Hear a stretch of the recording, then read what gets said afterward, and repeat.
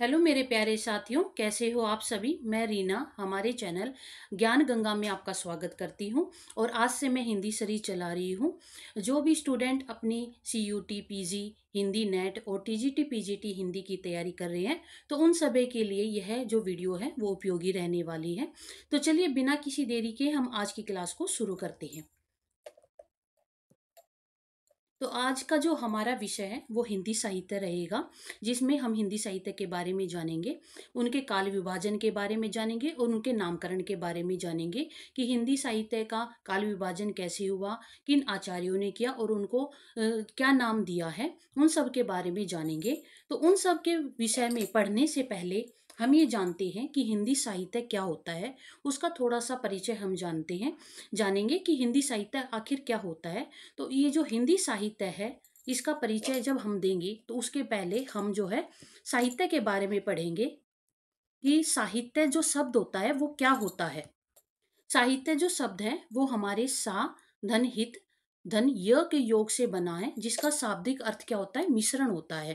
कहने का अर्थ यह है कि जो साहित्य होता है वो हमारी गद्य विधा और पद्य विधा, उन दोनों के योग से मिलकर बना है। साहित्य के अंतर्गत हमारी पद्य विधाएं आएंगी और गद्य विधाएं आएंगी। इन दोनों रचनाओं को मिलकर, यानी कि गद्य और पद्य, इन दोनों का मिश्रण जो रूप होगा, उन दोनों के योग से जो बनेगा वो हमारा क्या कहलाएगा, वो हमारा साहित्य कहलाएगा। तो हम कह सकते हैं कि जो साहित्य है वो हमारे गद्य और पद्य इन दोनों के योग से बना है। इसके अंतर्गत अगर हम देखें तो क्या क्या आएगा, जैसे कि गद्य में हमारी कहानी आते हैं, उपन्यास आते हैं, हमारे का इसमें रेखा चित्र आ जाएंगे, नाटक आएंगे, उपन्यास आएंगे। और पद्य में हमारे जो दोहा है, कविताएं हैं, ये सभी आते हैं। तो इन सब के योग से जो साहित्य बनता है। तो अब साहित्य की परिभाषाओं के विषय में हम जानते हैं कि साहित्य की परिभाषाएं क्या होती है। तो शब्दकोश के अनुसार क्या होगा कि किसी भी व्यक्ति के सामाजिक और सांस्कृतिक जीवन का विश्लेषण करना ही साहित्य कहलाता है। कहने का तात्पर्य ये है कि व्यक्ति का जो सामाजिक जीवन है, सामाजिक जो पक्ष है, उसका समाज में कैसी स्थिति है, समाज के लोगों के साथ उसका कैसा संबंध है, उसकी संस्कृति क्या है, उसके रीति रिवाज क्या है, वो किस तरीके से अपनी संस्कृति का पालन करता है, वो किस तरीके से अपने समाज के साथ संबंध बनाता है, इन सब का क्या करना, विश्लेषण करना ही हमारा साहित्य कहलाता है। तो शब्दकोश के अनुसार हम कह सकते हैं कि किसी भी व्यक्ति का जो सामाजिक जीवन है और जो सांस्कृतिक उसका पक्ष है, यानी कि जीवन है, उन दोनों का जब हम विश्लेषण करते हैं तो वो हमारा साहित्य कहलाता है। आचार्य रामचंद्र शुक्ल ने इसको परिभाषित करने की कोशिश की है, उन्होंने इसकी अलग परिभाषाएं दी है। आचार्य रामचंद्र शुक्ल के अनुसार प्रत्येक देश का जो साहित्य है वो वहाँ की जनता की चित्त वृत्तियों का संचित प्रतिबिंब होता है। तो चित्त वृत्ति क्या होती है, जो मन के भाव होते हैं, मनुष्य के जो भाव होंगे, जैसे कि शोक है, दुख है, और भी जो मन के भाव होते हैं, तो मनुष्य के मन के अंदर जो संचित प्रतिबिंब होते हैं, जो इकट्ठे प्रतिबिंब अगर हम कहें तो चित्र होते हैं, उन वो क्या कहलाएंगे, वहाँ की जनता की चित्तवृत्तियों का संचित प्रतिबिंब हमारे साहित्य होता है। और उसने ये कहा है कि जब इन चित्तवृत्तियों में परिवर्तन आता है, मनुष्य के भाव में जो परिवर्तन आएगा, तो उसके स्वरूप में, साहित्य के स्वरूप में भी वैसा परिवर्तन होता चला जाता है। यहाँ पर आचार्य रामचंद्र शुक्ल यह कहना चाहते हैं कि जब साहित्य है वो मनुष्य की चित्तवृत्तियों का संचित प्रतिबिंब होता है। मनुष्य के मन में जो भाव उत्पन्न होते हैं, जैसे कि प्रेम है, शोक है, करुणा है, ईर्ष्या है, दया है, ये जो मनुष्य के भाव हैं, उनके अंदर जो संचित प्रतिबिंब होता है वो साहित्य होता है। और जब इनमें मनुष्य के भावों में जब परिवर्तन होएगा तो साहित्य में भी परिवर्तन होता चला जाता है। शुरू से लेकर, आदि से लेकर अंत तक इन्हीं चित्तवृत्तियों को परखते हुए साहित्य परंपरा के साथ उनका क्या करना, सामंजस्य बिठाना ही हमारा साहित्य का इतिहास कहलाता है। तो आचार्य रामचंद्र शुक्ल की परिभाषा के अनुसार हमने ये जाना है कि जो साहित्य होता है वो मनुष्य की चित्तवृत्तियों का संचित प्रतिबिंब होता है। और जब इन चित्तवृत्तियों में परिवर्तन आएगा तो हमारे साहित्य में भी परिवर्तन आता है। तो इन साहित्य की जो चित्तवृत्तियों को जब परखते हुए साहित्य की परंपरा के साथ जब उसका सामंजस्य बिठाएंगे, जब उसका मेल करेंगे, तो वो हमारा साहित्य इतिहास कहलाएगा। तो इसी प्रकार जो डॉक्टर नगेंद्र हैं, उन्होंने साहित्य को परिभाषित करने का प्रयास किया है कि साहित्य का इतिहास बदलती हुई अभिरुचियों और संवेदनाओं का इतिहास होता है। मनुष्य की जो रुचियां होती हैं, जो जिसमें हम कह सकते हैं कि जिसके में उसका पक्ष होता है। अगर वो कहे कि मेरी तो पढ़ने में रुचि है, कोई कहता है मेरी खेल में रुचि है, तो ये रुचि है। और संवेदनाएं, जो मनुष्य की जो संवेदनाएं आएंगी, जो भाव आएंगे, उनमें जब बदलती हुई जो परिस्थितियां होंगी, इनमें जो परिवर्तन होता है, वो हमारा साहित्य कहलाता है, जिसका मुख्य संबंध किससे होता है? आर्थिक और चिंतनात्मक परिवर्तन से माना जाता है। तो ये डॉक्टर नगेंद्र ने कहा है कि साहित्य का इतिहास बदलती हुई अभिरुचियों और संवेदनाओं का इतिहास होता है, जिसका मुख्य संबंध आर्थिक और चिंतनात्मक परिवर्तन से माना जाता है। अब हम आगे देखें कि जो साहित्य का इतिहास है, उसको लिखने के लिए अलग अलग पद्धतियों का प्रयोग किया गया। किसी ने वर्णात्मक पद्धति का प्रयोग किया, किसी ने कालानुक्रम पद्धति का प्रयोग किया, किसी ने वैज्ञानिक पद्धति का प्रयोग किया, और किसी ने विधेयवादी पद्धति का प्रयोग किया है। तो हिंदी साहित्य की जो पद्धतियां हैं, उसको लिखने के लिए चार प्रकार की पद्धतियों का प्रयोग किया गया है। जैसे वर्णानुक्रम पद्धति। वर्णानुक्रम पद्धति का अगर हम पर देखें तो ये क्या होती है? वर्णानुक्रम पद्धति के अंतर्गत कवियों को, जिन कवियों को रखा जाता है, उसमें उनके नाम के अक्षर, जो शुरू का जो नाम होगा, जो वर्ण होगा, ये जो हमारी वर्णमाला होती है, उसमें जो हमारे वर्ण होते हैं, उनको जिस क्रम में रखा गया है, उस क्रम को देखते हुए जो भी कवि रखे गए, उनको उस क्रम के अनुसार ही रखा गया है। चाहे उनका जन्म पहले हुआ हो या फिर बाद में हुआ हो, उसको नहीं देखा जाता है, सिर्फ वर्ण को देखा जाता है कि जो अक्षर पहले आया उस कवि को पहले रख दिया, और जो अक्षर बाद में आया उसको हमने बाद में रख दिया। जैसे कि अगर हम देखें कि कबीर दास है, कबीर दास, और हम ले लेते हैं तुलसीदास को, चिंतामणि को भी ले लेते हैं, चिंतामणि को। इन कवियों को अगर हम देखें तो इन तीनों का कालक्रम अलग अलग है। जैसे कि पहले कबीरदास आते हैं, फिर तुलसीदास आते हैं, और फिर बाद में हमारे चिंतामणि आते हैं। जो हमारे कबीरदास हैं, वो हमारी संत काव्य काव्य परंपरा के अंतर्गत आ गए। तुलसीदास हमारी राम काव्य परंपरा के अंतर्गत आ गए, और जो चिंतामणि है वो हमारी रीतिकाल के अंतर्गत आते हैं। लेकिन इसको अगर रखा जाए तो पहले हमारे तुलसी कबीरदास आएंगे, फिर हमारे तुलसीदास आएंगे, फिर हमारे चिंतामणि आएंगे। लेकिन वर्णानुक्रम पद्धति में क्या रखा गया है? इनके नाम के पहले अक्षर को, वर्ण को देखा गया है। जैसे कि पहले क आता है, उसके बाद फिर च वर्ग आता है, च वर्ण आता है, उसके बाद फिर त वर्ण आता है। तो इस तरीके से देखा जाए तो कालानुक्रम पद्धति में पहले कबीरदास को रख दिया, फिर चिंतामणि को रख दिया, फिर तुलसीदास को रख दिया। तो इस तरीके से इस पद्धति का प्रयोग किया गया। जो हमारी कालानुक्रम पद्धति है, उसमें क्या किया गया है? इसमें वर्ण को नहीं रखा गया, ध्यान, वर्ण का ध्यान नहीं रखा गया है, बल्कि जो लेखक, जो जितने भी लेखक रखे गए, उनके जन्म तिथि को आधार में रखते हुए उनका वर्गीकरण करते हुए रखा गया है। तो इस तरीके से इन्होंने अलग अलग पद्धतियों का प्रयोग किया। वैज्ञानिक पद्धति में क्या किया गया है? कालक्रम को रखते हुए, उनका ध्यान करते हुए, जो भी तथ्य रखे गए, जो भी तथ्य इकट्ठे किए गए हैं, उनका तटस्थ होकर विश्लेषण कर दिया गया। लेकिन इसमें भी कालानुक्रम पद्धति, इसमें भी काल विभाजन का प्रयास नहीं किया गया, जिसके कारण ये जो तीनों पद्धतियां हैं वो उचित नहीं मानी गई। विधेयवादी जो पद्धति है, इसमें काल विभाजन भी किया गया, जो तथ्य इकट्ठे किए गए उनका विश्लेषण भी किया गया है। इसमें सभी प्रकार की जो स्थितियां होनी चाहिए उन सब का ध्यान रखा गया, जिसके कारण विधेयवादी पद्धति को सबसे उचित माना गया। तो चलिए इन पद्धतियों के बारे में हम एक एक करके जान लेते हैं कि ये क्या होते हैं। अब है हमारी वर्णानुक्रम पद्धति। वर्णानुक्रम पद्धति में रचनाकारों का जो विवरण है, उनके नाम के प्रथम अक्षर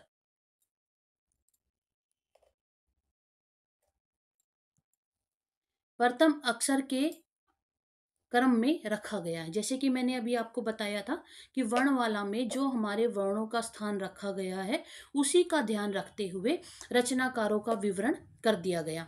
जैसे कि उदाहरण के लिए तुलसीदास, चिंतामणि और केदारनाथ अग्रवाल, इनका समय बेशक से अलग हो, लेकिन क्या किया गया है, उनका क्रम इस प्रकार से रखा गया। जैसे कि केदारनाथ, चिंतामणि और तुलसीदास, यानी कि जो हमारे वर्ण हैं उनके अनुसार ही इनका निर्धारण कर दिया गया कि पहले कौन से कवि आएंगे, बाद में कौन से कवि आएंगे। इस पद्धति का ऐतिहासिक दृष्टि से असंगत माना जाता है। क्यों माना जाता है? क्योंकि ये इतिहास लेखन ना होकर के शब्दकोश लेखन की तरह हो गया। जैसे कि एक शब्दकोश होता है, उसमें वर्णों के आधार पर वर्णों का जैसे क्रम रखा गया है, उसके अनुसार जब वर्ग जो शब्द रखे जाते हैं, उसी प्रकार से कवियों को रख दिया गया। तो इसमें क्या कहा कि ये जो विधि है वो उचित नहीं है, क्योंकि इसमें काल विभाजन नहीं किया गया, बल्कि कवियों को इस तरीके से रखा गया जैसे लगता है शब्दकोश में उनको रखा गया हो। तो इस पद्धति का जो प्रयोग है वो सबसे पहले किसने किया? गारसदर तासी ने और शिव सिंह सेगर ने। इन दो कवियों ने वर्णानुक्रम पद्धति का प्रयोग किया गया है, इन दोनों ने किया है, और इस पद्धति का प्रयोग करते हुए ही उन्होंने अपने ग्रंथों की भी रचना की है। उसके बाद हम देखें कालानुक्रम पद्धति। जो कालानुक्रम पद्धति है उसमें क्या कहा है कि इसमें कवियों को और लेखकों को उनके कर्म के अनुसार स्थान दिया गया है। तो जैसे कि उनका जो जन्म है, जन्म समय, उसको ध्यान में रखते हुए उनका जो काल है, किस काल में वो हुए हैं, उस तरीके से उनको रखा गया है। लेखन इतिहास लेखन की दृष्टि से भी इस पद्धति को उचित नहीं माना गया, इसको भी अधूरी माना गया है। क्यों माना गया है? क्योंकि इसमें जो ग्रंथ रखे गए उनको भी इस तरीके से रख दिया गया जैसे कि कवियों का सिर्फ एक विवरण तैयार कर दिया गया कि कवि ये ऐसे लाइन में हैं और इनको इस क्रम में रखा गया है, लेकिन काल विभाजन का उन्होंने कोई भी प्रयास नहीं किया है, जिसको कवि वृत्त संग्रह मात्र उनको रखा गया। यानी कि जो भी ग्रंथ रखे हैं, कालानुक्रम पद्धति का प्रयोग करते हुए जिन ग्रंथों की रचना की गई, उनको देखकर ये कहा गया ये तो कवि का वृत्त संग्रह है, यानी कि ये बता दिया कि ये कवि इस काल में जन्म इन्होंने लिया है, पहले ये कवि पैदा हुए, बाद में ये कवि पैदा हुए, इसका इन्होंने विवरण कर दिया, वर्णन कर दिया। तो इस पद्धति का जो प्रयोग है वो किसने किया? जॉर्ज इब्राहिम ग्रियर्सन ने और मिस्र बंधुओं ने। इन दो कवियों ने, इन दो लेखकों ने, इन दो आचार्यों ने इस पद्धति का प्रयोग किया है। उसके बाद हम देखें वैज्ञानिक जो पद्धति है हमारी, कि वैज्ञानिक जो पद्धति है उसका प्रयोग किस किस कवियों ने किया। वैज्ञानिक जो पद्धति है इसका प्रयोग हजारी प्रसाद द्विवेदी ने और गणपति चंद्रगुप्त ने इस पद्धति का प्रयोग किया। इस पद्धति में क्या किया गया है कि इस पद्धति में कालानुक्रम का ध्यान रखते हुए, यानी कि कौन सा कवि पहले आया है, कौन सा कवि बाद का है, तो उनके काल को ध्यान में रखते हुए जो भी तथ्य हमें प्राप्त हुए हैं उनको पूर्ण तटस्थता से और निष्पक्षता से यानी बिना किसी भेदभाव के उन तथ्यों को इकट्ठा किया गया और उनको क्रम में रख दिया गया कि पहले कौन सा आएगा, कौन सा बाद में आएगा। उन तथ्यों में बिना किसी फेर बदल के, बिना किसी भेदभाव के, उनको वैसे की वैसे जैसा उनको प्राप्त हुआ वैसे का वैसे उन्होंने रखा है। लेकिन इतिहास लेखन में सिर्फ तथ्यों का संकलन करना, यानी कि जो भी तथ्य हैं वो इकट्ठे करना ही महत्वपूर्ण नहीं होता है। उनको क्या है, बल्कि उनकी व्याख्या भी करनी जरूरी होती है और उनका विश्लेषण भी करना जरूरी होता है कि इन तथ्यों में ये कहाँ तक प्रमाणित हैं, जो हमने तथ्य प्राप्त हुए वे कहाँ तक सत्य हैं, और क्या ये चीजें इतिहास में हुई थी या नहीं हुई थी। उनकी हर तरीके से सोच खोज पड़ताल की जाती है, उनको सिर्फ इकट्ठा कर देना ही काफी नहीं होता है। इसलिए इस पद्धति को भी क्या है, अधूरा माना गया है, और हजारी प्रसाद द्विवेदी और गणपति चंद्रगुप्त ने इस पद्धति का प्रयोग किया है।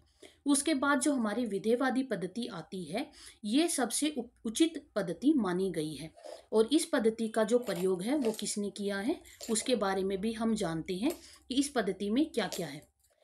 वैदेहवादी जो पद्धति है उसमें कालक्रम को ध्यान में रखते हुए, यानी कि कवियों के कालक्रम को ध्यान में रखा गया है कि पहले कौन सा कवि किस काल में पैदा हुआ था और कौन सा कवि किस काल में, कालक्रम का ध्यान रखा गया है। उसके साथ साथ कवियों की जो शिल्पगत और भावगत जो विशेषताएं हैं उनके आधार पर उनका वर्गीकरण किया गया है कि कवियों में कौन कौन सी विशेषताएं हैं, कौन सा उसका भाव पक्ष है, कौन सा उसका शिल्पगत पक्ष है, उन सभी की ध्यान में रखते हुए, उन सभी का वर्णन करते हुए, उन सभी का प्रयोग करते हुए इन कवियों का क्या किया गया है, वर्गीकरण किया गया है कि कौन सा कवि पहले आएगा, कौन सा कवि बाद में आएगा, किस कवि के बारे में जो हमें तथ्य प्राप्त हुए हैं वो उचित प्राप्त हुए हैं या नहीं प्राप्त हुए हैं। हर तरीके से सोच पड़ताल, खोज पड़ताल इसमें की जाती है।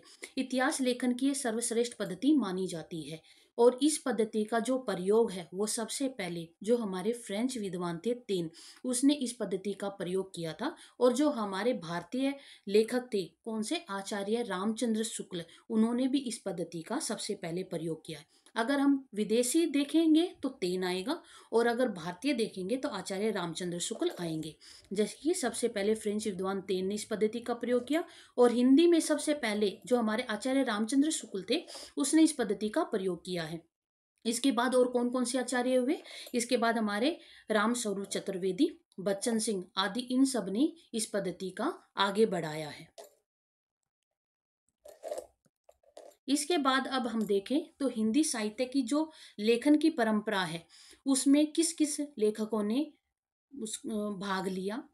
इतिहास लेखन को लिखने में पहले किस कवि ने, पहले किस लेखक ने ये प्रयास किया है, उसके बाद कौन कौन से जो लेखक थे जिन्होंने भी इतिहास लेखन ग्रंथ को लिखने की परंपरा का प्रयोग किया, कौन कौन से कवियों ने, कौन कौन से आचार्यों ने किस पद्धति का प्रयोग करते हुए इतिहास का, जो हमारे हिंदी साहित्य का जो इतिहास है उसको बांटा है, कितने भागों में बांटा है, बांटने के लिए उन्होंने कौन सी पद्धति का प्रयोग किया है, किया भी है या नहीं किया है, इन सब के बारे में हम जानेंगे। कौन सा जो ग्रंथ है वो हमारे मान्य हुआ, कौन सा ग्रंथ मान्य नहीं हुआ, इन सब के बारे में हम जानते हैं। तो सबसे पहले जो हमारे लेखक थे, आचार्य, ये थे गारसादह तासी, जिन्होंने सबसे पहले इतिहास लेखन लिखने की परंपरा को शुरू किया था। हिंदी साहित्य का जो इतिहास है उसको लिखने की परंपरा का शुभारंभ जो है हमारे गारसादह तासी ने किया था। ये क्या थे, एक फ्रेंच विद्वान थे जिन्होंने इस पद्धति का प्रयोग किया। और अब हम कहें, मैं इसको थोड़ा ऊपर कर देती हूँ ताकि आपको अच्छे से दिखाई दे जाए, थोड़ा नीचे कर देती हूँ। गारसद तासी, हिंदी साहित्य इतिहास लेखन का सर्वप्रथम प्रयास, ये क्या थे, फ्रेंच विद्वान थे गारसद तासी, जिन्होंने इस जिन्होंने कौन सी पद्धति का प्रयोग किया, इन्होंने वर्णानुक्रम पद्धति का प्रयोग किया। वर्णानुक्रम पद्धति का प्रयोग करते हुए इन्होंने इतिहास ग्रंथ लिखा, और इनके इतिहास ग्रंथ का नाम क्या था, इस्तवार दा लित्युएतर एंदुए एंदुस्तानी। इन्होंने इस ग्रंथ को की रचना की, जो किस भाषा में लिखा गया था, ये फ्रेंच भाषा में लिखा गया था। तो इनको हम साथ के साथ याद करते चलेंगे, क्योंकि ये हमारे अगर एग्जाम में ये अक्सर पूछे जाते हैं कि हिंदी साहित्य इतिहास लेखन परंपरा का सबसे पहले शुरुआत किसने की, वो कहाँ, कौन से विद्वान थे, उन्होंने, उनके ग्रंथ का क्या नाम था, ग्रंथ किस भाषा में लिखा गया था, इन सब के बारे में एग्जाम में पूछा जाता है, और ये कई बार पूछा भी गया है। तो साथ के साथ कोशिश करेंगे इसको, इनको याद करते भी चलेंगे। तो फ्रेंच विद्वान जो हमारे गारसद तासी थे, उन्होंने फ्रेंच भाषा में इस ग्रंथ को लिखा, और ये जो ग्रंथ था 2 संस्करण और 5 भागों में प्रकाशित हुआ था। तो 2 संस्करणों में जो प्रकाशित हुआ है, पहला भाग वो 1839 में और 1847 में प्रकाशित हुआ, और इसका जो दूसरा संस्करण था वो 3 भागों में प्रकाशित हुआ, 1870 ईस्वी में, दूसरा भाग 1870 में, और तीसरा 1871 ईस्वी में। तो इस तरीके से ये जो है 5 भागों में प्रकाशित हुआ था। तो 1800 किसमें, 1848 ईस्वी में दिल्ली के एक मौलवी थे करमुद्दीन, करीमुद्दीन, उन्होंने अपने गुरु F.A. फैलन के सहयोग से जो गारसादासी ने जिस ग्रंथ की रचना की थी उसको उर्दू भाषा में अनुवाद किया। इस भाषा का, क्योंकि ये फ्रेंच भाषा में लिखा गया था, तो इस भाषा को उर्दू भाषा में क्या किया, अनुवाद किया था, और किस नाम से, तजरिका ई सुअरा ई हिंदी, यानी कि जिसको तबकास सुअरा के नाम से भी जाना जाता है। तो ये वाला प्रश्न भी कई बार पूछा गया है कि हिंदी जो एक कासद तासी द्वारा जो ग्रंथ लिखा गया उसका उर्दू में अनुवाद किसने किया था। और कब किया था, तो ये भी पूछा जाता है। तो इसके बारे में भी हम ध्यान रखेंगे कि वो कौन थे। इनका नाम मौलवी करीमुद्दीन और इनके गुरु F.A. फैलन, क्योंकि कई बार सहयोग, किसका सहयोग से भी उसने अपने उर्दू में अनुवाद किया, तो इसके बारे में भी पूछा जा सकता है। तो इसके बारे में भी हम ध्यान रखेंगे। उसके बाद हम देखें 1953 ईस्वी में प्रयाग विश्वविद्यालय के एक हिंदी विभागाध्यक्ष थे, जिसका क्या नाम था, लक्ष्मी सागर वार्ष्णेय थे। इन्होंने गारसादातासी के द्वारा जिस ग्रंथ की रचना हुई थी उसका हिंदी में अनुवाद किया था। और किसके नाम से किया था, हिंदवी साहित्य के इतिहास के नाम से हिंदी भाषा में उसका अनुवाद किया। अब हम जो है थोड़ा सा गारसादातासी के बारे में भी थोड़ा पढ़ेंगे। एक विदेशी विद्वान के द्वारा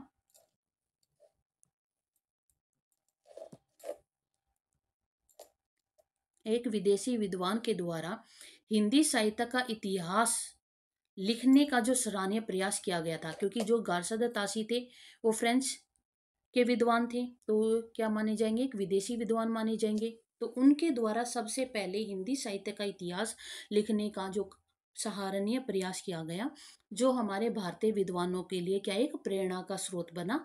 उनको भी प्रेरणा मिली इतिहास ग्रंथ लिखने की।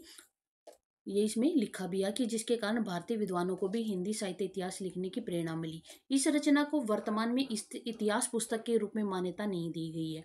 यानी कि गारसादा तासी ने जो ग्रंथ लिखा था इस्तवार दा लित्वेतर एंदु हिंदुस्तानी, इस ग्रंथ को वर्तमान में इतिहास ग्रंथ के रूप में मान्यता प्राप्त नहीं हुई है, क्योंकि इसमें सिर्फ कवियों का वर्ण के अनुसार उनका विभाजन कर दिया गया, लेकिन काल क्रम के अनुसार ना तो कवियों को रखा गया है, और दूसरा ना ही काल विभाजन का प्रयास किया गया, ना ही कवियों की शिल्पगत विशेषताएं हैं उनको रखा गया, ना भावगत विशेषताओं पर ध्यान दिया गया, किसी भी प्रकार पर ध्यान नहीं दिया गया। सिर्फ वर्णों के अनुसार कवियों को क्रम वाइज रख दिया गया, जिसके कारण इसको इतिहास की पुस्तक के रूप में मान्यता प्राप्त नहीं हुई है।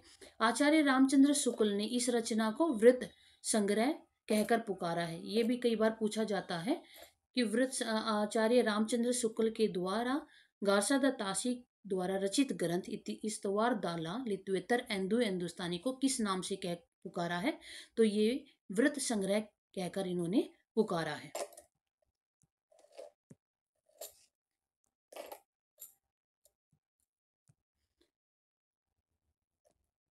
अब दूसरे आते हैं ठाकुर शिव सिंह सेगर।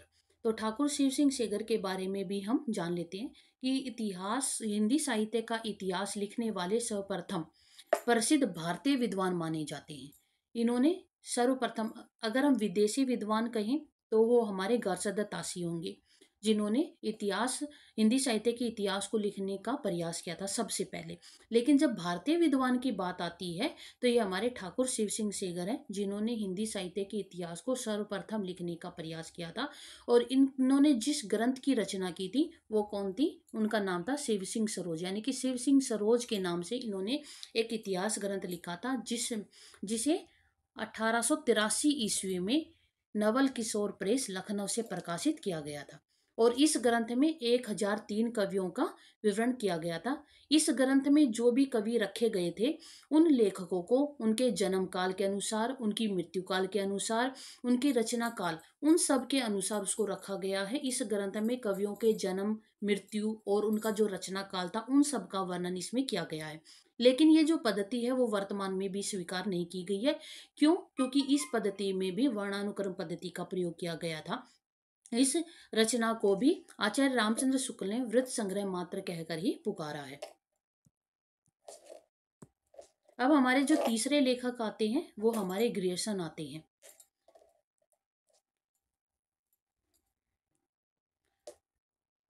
हमारे जो आचार्य हैं, जो लेखक हैं, कौन, डॉक्टर किशोरी लाल गुप्त। डॉक्टर किशोरी लाल गुप्त ने सच्चे अर्थों में हिंदी साहित्य का इतिहास लिखने वाले इतिहासकार किसको माना है, ग्रियर्सन को माना है। इनका कहना है कि जो हिंदी साहित्य का इतिहास लिखने वाले सच्चे अर्थों में यही जो हैं हमारे इतिहासकार माने जाएंगे, क्योंकि इन्होंने जिस प्रकार से अपने ग्रंथ की रचना की, उसमें कालक्रम के अनुसार कवियों को बांटा है, साथ ही साथ काल विभाजन भी किया है, जिसके कारण किशोरीलाल गुप्त ने इसे इतिहासकार माना है सच्ची अर्थों में। इनकी जो रचना थी, ग्रियर्सन की जो रचना है, उसका नाम था the modern vernacular literature of northern Hindustan, जिसको 1888 ईस्वी में एशियाटिक सोसाइटी ऑफ बंगाल के द्वारा पत्रिका में एक विशेषांक के रूप में पहले इसको छापा गया था। 1888 में एशियाटिक सोसाइटी के द्वारा, बंगाल के द्वारा, जो एशियाटिक सोसाइटी थी ऑफ बंगाल, उसके द्वारा एक पत्रिका के विशेषांक के रूप में छापा था। और इस पुस्तक को स्वतंत्र रूप में, यानी कि जो स्वतंत्र रूप में ये जो पुस्तक छपी थी, वो 1889 ईस्वी में छपी थी। 1888 में ये एक विशेषांक के रूप में छपी थी और स्वतंत्र पुस्तक के रूप में 1889 ईस्वी में छपी थी। यह रचना मूल रूप से कैसी थी? अंग्रेजी भाषा में लिखी गई थी। अंग्रेजी भाषा में लिखी गई इस रचना में 952 कवियों को शामिल किया गया था, और जिसमें से 886 कवि, जो कवि हैं, उनका विवरण इस शिव सिंह सरोज ग्रंथ में किया गया है। इस ग्रंथ में पहली बार कवियों का क्या किया गया? काल विभाजन किया गया। इससे पहले जो हमने जाना, जैसे कारसतासी है, उन्होंने, और हमारे इसके अलावा जो भी हमारे लेखक हुए, जैसे ठाकुर शिव सिंह सेगर, उन्होंने जब ग्रंथों की रचना की है, उसमें काल विभाजन का प्रयास नहीं किया गया, केवल कवियों का वर्गीकरण कर दिया गया, उनको क्रम के आधार पर रख दिया गया। लेकिन जो हमारे ग्रियर्सन थे, उन्होंने जब इतिहास ग्रंथ लिखा था, तो उस इतिहास ग्रंथ में जिन कवियों को रखा गया था, उस कवियों को रखने के साथ साथ काल का विभाजन भी किया गया था। इस ग्रंथ को 11 अध्यायों में बांटा गया है। कौन से ग्रंथ को? जो ग्रियर्सन के द्वारा जो ग्रंथ लिखा गया था, the modern vernacular literature of northern Hindustan, इस ग्रंथ को 11 अध्यायों में विभाग किया गया और प्रत्येक अध्याय का एक काल सूचक रख दिया। यानी कि जो 11 अध्याय में जब उनको बांटा, तो उनको एक काल रख दिया कि इस काल, ये काल है, ये वाला ये काल है, ऐसे काल रख दिया गया। हर अध्याय का नामकरण भी किया गया है। जब 11 अध्यायों में उसको बांटा, तो उनका नामकरण भी रखा गया, किया है।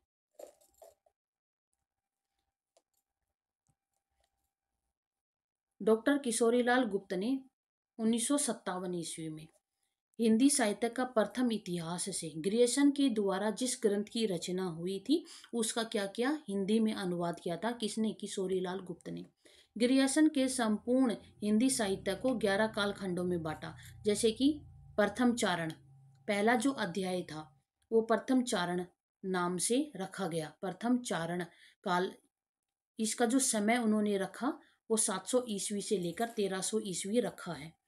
दूसरा, 15वीं शताब्दी का धार्मिक पुनर्जागरण।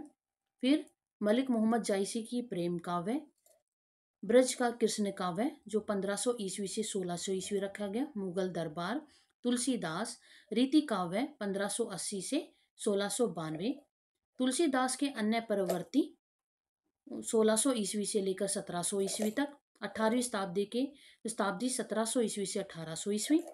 कंपनी के शासन काल में हिंदुस्तान 1800 ईस्वी से 1857, और विक्टोरिया के शासन में हिंदुस्तान 1857 से 1887। तो इस प्रकार हम देखते हैं कि जो ये ग्रंथ है, वो 11 भागों में बांटा गया और प्रत्येक अध्याय का नामकरण किया गया है, उसका काल विभाजन किया गया है कि कौन सा अध्याय, यानी कि कौन सा काल कहाँ से कहाँ तक है। इन सब को उन्होंने अध्याय के रूप में रखा और साथ ही साथ उनको काल विभाजन भी उसका कर दिया।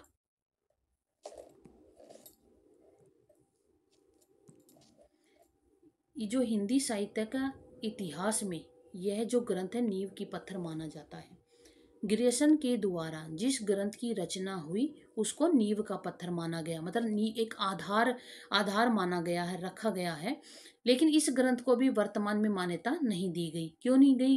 क्योंकि आचार्य रामचंद्र शुक्ल ने इस रचना को बड़ा वृत्त संग्रह कहा है। इसमें काफी कवियों को रखा गया है, जिसके कारण इसको बड़ा वृत्त संग्रह कर दिया गया। भक्ति काल को हिंदी साहित्य का स्वर्ण काल कहने वाले जो प्रथम हमारे विद्वान थे, वो कौन थे? जॉर्ज ग्रियर्सन थे। तो इस प्रकार हम देखते हैं कि जो अलग अलग विद्वान हैं, उन्होंने अपने तरीके से हिंदी साहित्य के इतिहास का काल विभाजन किया। सबसे पहले जो काल विभाजन किया था वो ग्रियर्सन ने किया था। ग्रियर्सन ने अपने ग्रंथ की जो रचना की थी, the modern vernacular literature of northern Hindustan, उसको उन्होंने 11 भागों में, 11 अध्यायों में बांटा था और प्रत्येक अध्याय का उन्होंने काल विभाजन किया। प्रत्येक अध्याय का उन्होंने नामकरण किया कि कौन सा अध्याय का क्या नाम है। जैसे चारण काल रखा गया, 15वीं शताब्दी का पुनर्जागरण काल नाम रखा गया, जायसी की प्रेम कथाएं रखा गया, तुलसीदास आदि और भी नामकरण किए गए हैं और उनका काल विभाजन भी रखा कि कौन सा हमारा काल है, वो किस जो काम नामकरण रखा गया है जिस काल का, वो उसका समय क्या है, वो कहाँ से कहाँ तक रहेगा, इसका भी इन्होंने प्रयास किया है करने का। लेकिन जो आचार्य रामचंद्र शुक्ल है, उन्होंने इस ग्रंथ को क्या है, बड़ा वृत संग्रह कहकर पुकारा है। उसके बाद जो हमारे अगले आते हैं वो मिश्र बंधु आते हैं। इन्होंने भी हिंदी साहित्य के इतिहास को लिखने की परंपरा का निर्वाह किया। उन्होंने भी अपना सहयोग दिया हिंदी साहित्य के इतिहास को लिखने में। जो मिश्र बंधु थे वो तीन भाई थे, जैसे कि पंडित गणेश बिहारी मिश्र, श्याम बिहारी मिश्र और सुखदेव बिहारी मिश्र। इन तीनों भाइयों ने इतिहास ग्रंथ की रचना की और इन तीनों भाइयों को मिश्र बंधुओं के नाम से जाना जाता है। इन कवियों ने हिंदी साहित्य में काल समय अवधि सहित काल विभाजन की परंपरा नींव डालने वाले प्रथम इतिहासकार मिश्र बंधुओं को माना जाता है। इन्होंने क्या किया है, समय अवधि के साथ जो काल विभाजन किया है उसमें क्या किया है, समय अवधि भी रखी है कि कौन सा काल कितने समय का है, उसका भी इन्होंने प्रयास किया है, उसको भी इन्होंने बांटा है। इनकी जो ग्रंथ था उसका नाम मिश्र बंधुआ था, जिसमें लगभग 5,000 कवि और कहें तो 4591 कवियों को इसमें शामिल किया है। ग्रियर्सन काल विभाजन का नामकरण कर चुके थे। ग्रियर्सन ने 11 अध्यायों में बांटा था और उनका नामकरण भी किया था, लेकिन व्यवस्थित रूप से इसका जो श्रेय वो मिश्र बंधु से है। उन्होंने सिर्फ नामकरण कर दिया, काल विभाजन कर दिया, लेकिन क्रम से उनको व्यवस्थित रूप से सही प्रकार से कि कौन सा काल किस समय का है, उसको कब तक माना गया है, ये जो कार्य किया गया था वो मिश्र बंधुओं के द्वारा किया गया था। इन्होंने क्या किया, जो संपूर्ण इतिहास को उसको 5 कालों में विभाजित किया है। यानी कि हिंदी साहित्य का जितना भी इतिहास था उसको क्या किया, 5 भागों में बांट दिया, 5 कालों में बांट दिया। इस यह जो ग्रंथ है वो 4 भागों में प्रकाशित हुआ था। मिश्र बंधु जो विनोद है वो 4 भागों में प्रकाशित हुआ है। प्रथम भाग 1913 में प्रकाशित हुआ था और जो चौथा भाग है उनका वो 1934 में प्रकाशित हुआ है।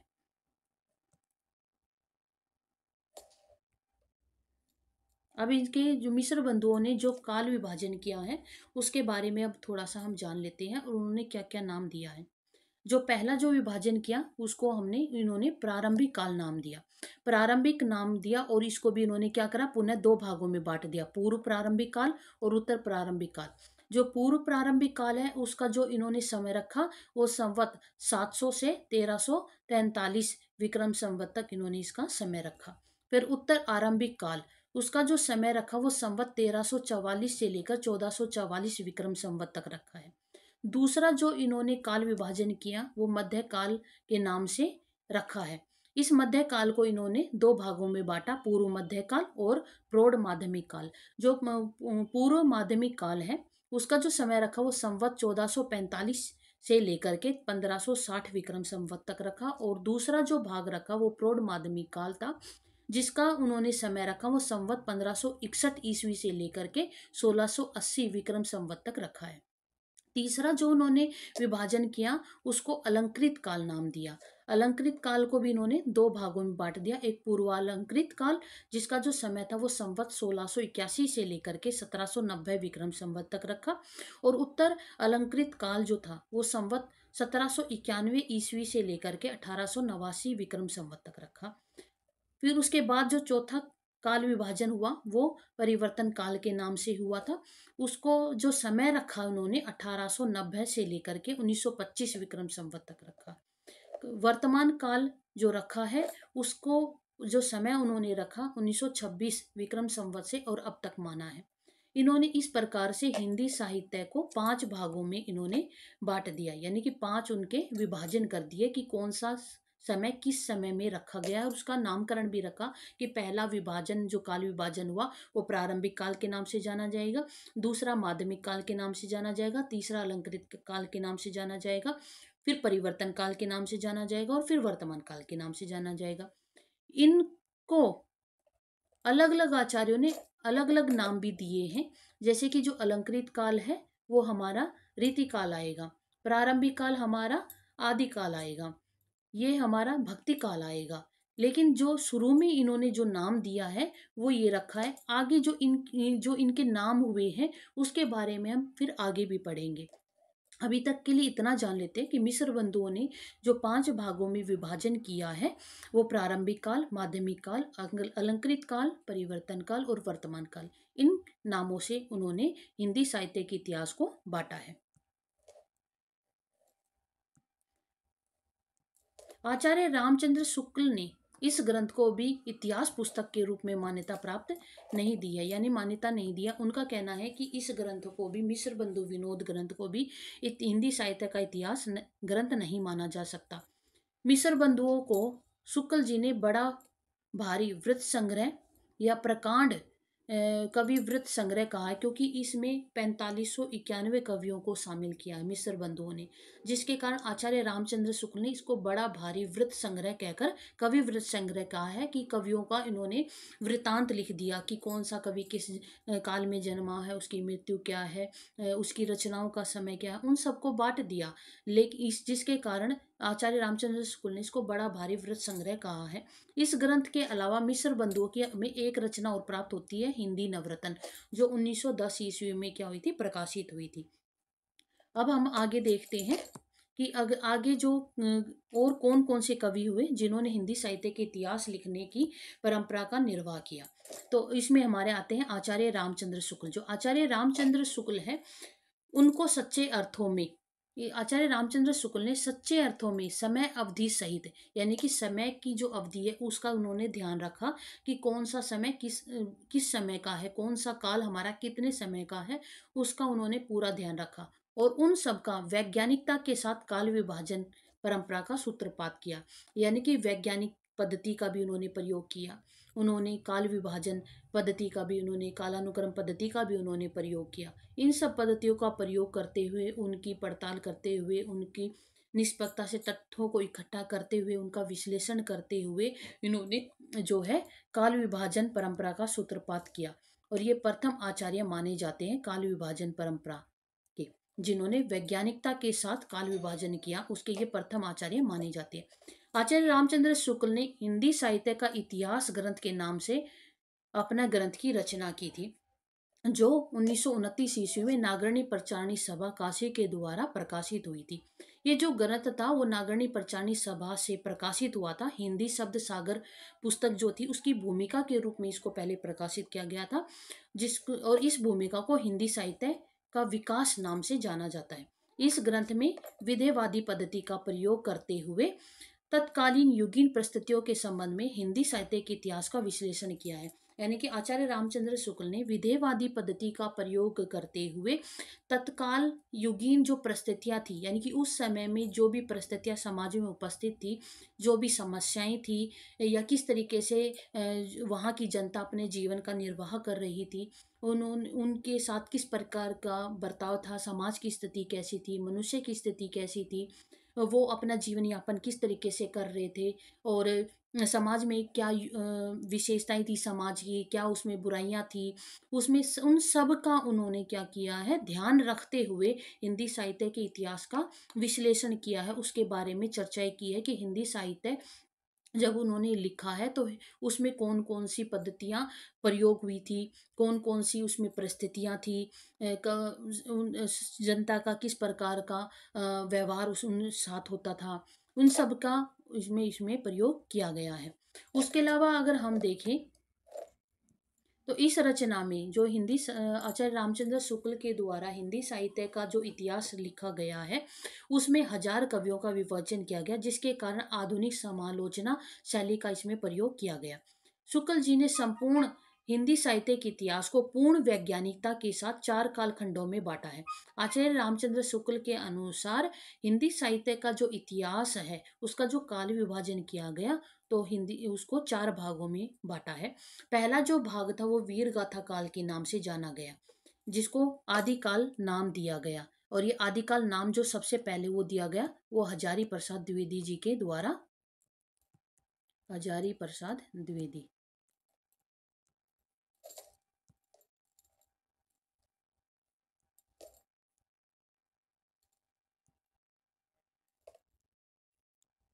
हजारी प्रसाद द्विवेदी जी।